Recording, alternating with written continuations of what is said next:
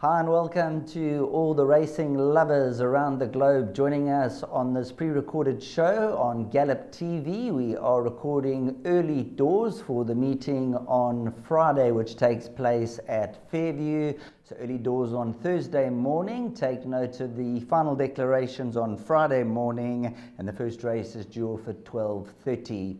Now we'll be looking to make some money going into the Met weekend on Saturday, and joining me on the line is the resident expert Grant Paddock. And Grant, in KwaZulu-Natal we've been having nothing but rain, but you tell me your part of the world very, very warm.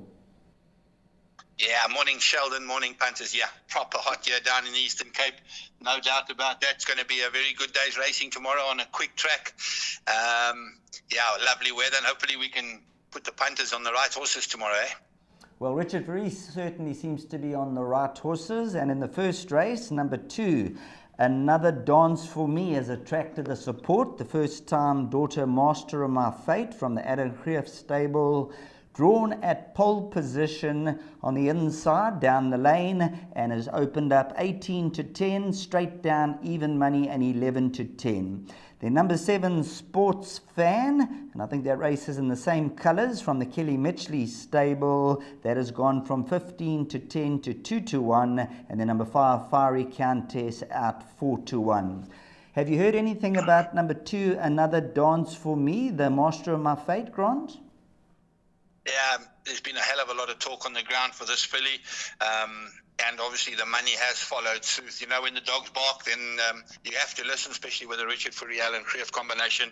They won with a very, very nice 2-year-old on Friday that absolutely annihilated the field. Hopefully this is another one of them. The money's there, and probably going to be a hard horse to beat. He's got a line horses in the yard to test them. And Another Dance for Me is probably going to be the right horse. Fiery Countess, Bonjour Laville, and Sports Fan will fill up the quartet. Any amount of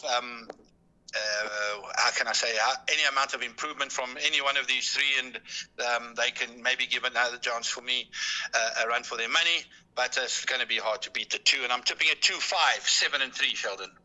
Moving along to race number 2, this is the Breeders' Guineas Plate for the fillies over 1,400 metres, and just looking at the betting, very, very sharp in the betting is number 1, Splice the Main Brace, 9 runs for 7 victories, an unbelievable record. Yeah, very, very good filly. You know, she won last time out. She wanted to with the saddle sitting on her hips. It slipped so badly, and she still killed them. She'll do it again. She's running against absolutely nothing here. The only horse that can really improve a little bit further is this filly Haphazard. She actually won a nice race last time out, and she's probably the exacta horse. But plus the Main Brace banker, nap on the day, very, very short. She'll win and win it comfortably. I'm tipping it 1, 2, 6 and 3. Now we'll move on to race number 3, and in the third race here we have another red hot favourite. This is from the Justin Snaith camp, Richard Furey once again aboard, number 1, Phil the Fluter, and just looking at this individual, makes the debut in Quebec, and the son of Vercingetorix is currently quoted at 7-10. They are betting 6-1 and better the rest, and those form lines not too shabby. Yeah, way too strong for this field. There's no doubt about that. Once again, Richard Furey's giving weight away in open handicap, but the Cape Town form is way, way, way too strong for this field. And another one that's probably going to be in all the exotic bankers, pick 6 bankers, PA bankers, and so forth. Very, very hard to beat for the flute. I see they have added the tongue tie. Dangers to him, there's not really many, but Gentile, the 12 horse here, Cheerful Charlie B, ran a nice race first time here, nice looking horse as well, and he can only improve back on the grass. Agamemnon back of quartets with the Ranyamund, but yeah, Phil the Fluter, very, very hard to beat, and I'm tipping it 1, 5, 12 and 6.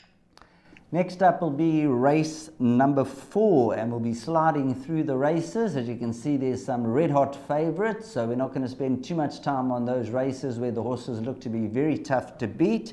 As we move on to race number 4, and once again it's Richard Furey and Alan Greef with Master Forrester. Just looking at the son of Master of My Fate, Mr. Moore's colours are going to be looking to be seen in the winner's enclosure on a couple of occasions, and this could be another one to get into the winner's box. Yeah, Sheldon, very, very nice horse this. I think the big positive here is the addition of the blinkers. He was running around a hell of a lot, but making up ground very well last time out. Golden Pavilion won a good race. Unfortunately, handicappers might have got hold of him now. 61 kilos is not going to be easy to go 3 in a row. He might have to up his game a little bit. Then Dancing to the Light, the raider from the Snaith Yard with the Yenny up. Gone off a bit form, but he's come back. He has 1 year before. He's come back at a lower rating, so he's definitely have to be taken into consideration. And then this new horse, number 6, French Impact from the Kelly Mitchell Yard for my mate, Rudy van Wyk. Hoping he runs a decent race. He came to the races the other day and bolted through the pins when there was a false start and they couldn't pull him up. He's actually come on from that half a gallop that he had, and I'm expecting him to run into the back end of Quartet. There is a little bit of a talk about this horse, Sound of the Sea, from the Lunga Gila Yard, and I see there's been quite a bit of money for it as well, from 16 to 1 down to 6 to 1. So we have to take note of that for players of the pick 6. I'd like to have a look at it first and before I go crazy, but there is talk on the ground for it, no doubt. But I think Master Forest is the right horse. I'm tipping it 9, 2, 6 and 3. That'll take us on to event number 5, and all things being equal, 14:50 should be the time that the starter says go. It's over 1,400 meters.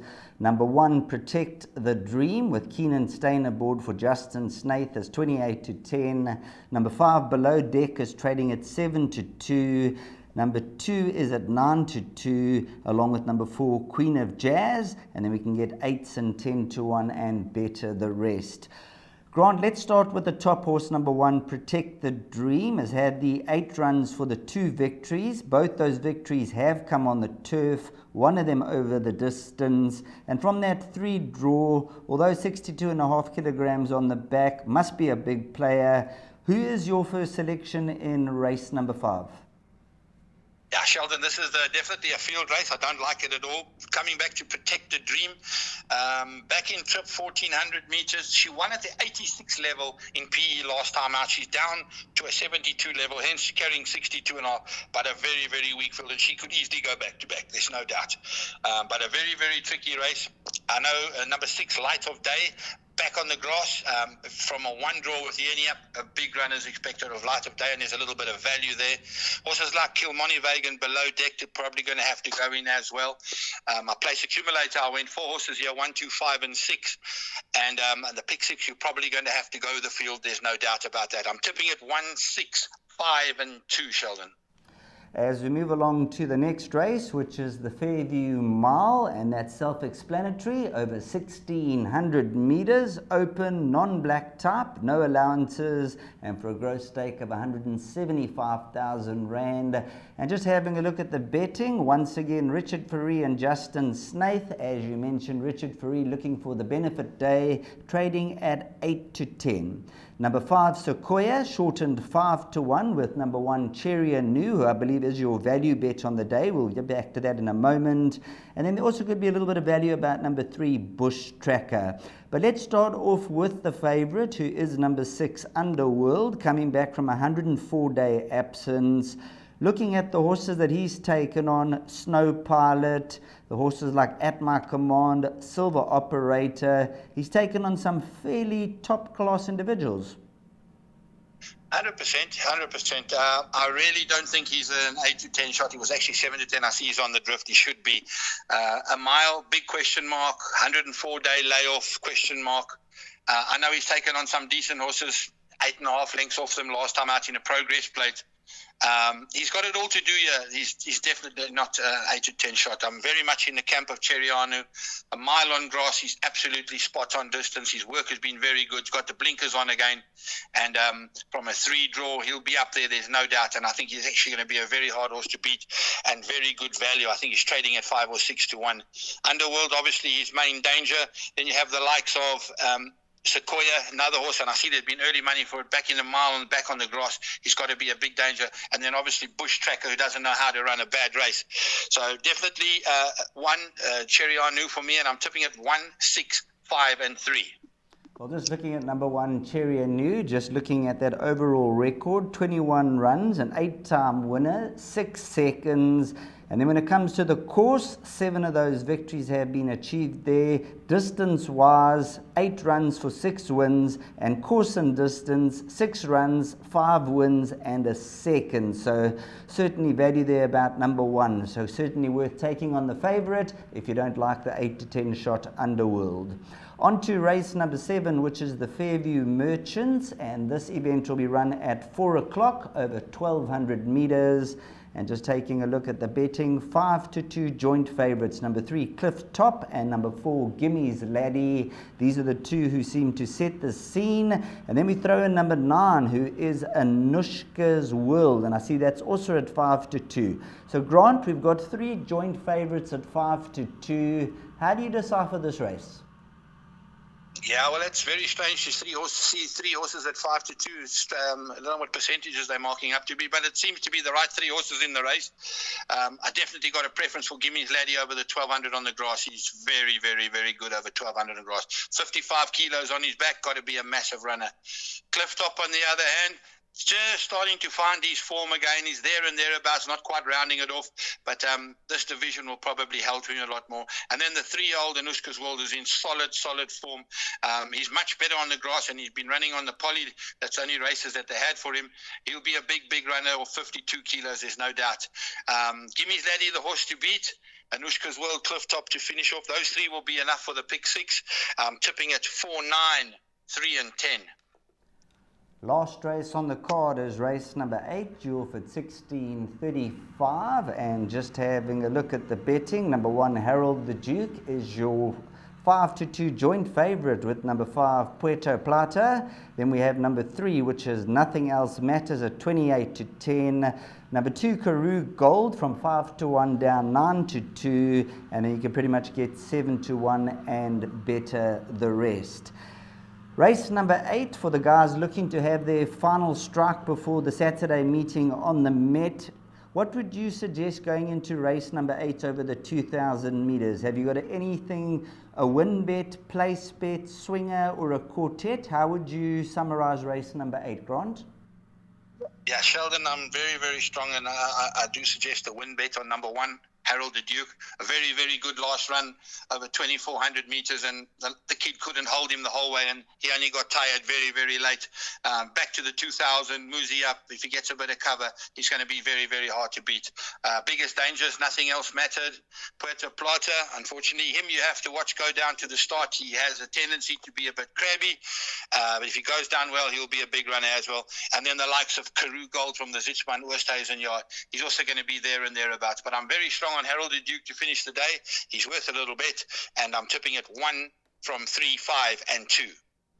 Well, that's the 8-race program out at Fairview. Looking forward to the meeting on the turf, and that last race is over 2,000 metres. Grant's given us his selections. There look to be some nice propositions on the day. Grant, for all your supporters out there, if you can go through your selected bets for the day, please.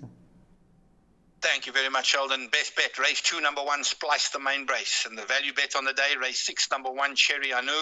And my suggested bet, the place accumulator, goes as follows. We open up with Banker 1 by 269, by 1, 2, 5 and 6, by 1 and 6, by 4 and 9, by 1 and 3 for 96 Rand full unit. Well, perfect. Thank you very much, Grant. You've given us some good insight and some good horses that we can get some doubles and trebles going on to Met Day on Saturday, and hopefully the horses will do it for us on the track. Thanks very much, Grant. Thank you very much, Sheldon, and good luck to those punters playing tomorrow. Goodbye. Thanks very much to Grant Paddock joining us on the line for the Fairview meeting on Friday. They are racing on the turf, an 8-race program, and Grant Paddock's given us some good selections, and hopefully the horses come through and give you some money for the weekend.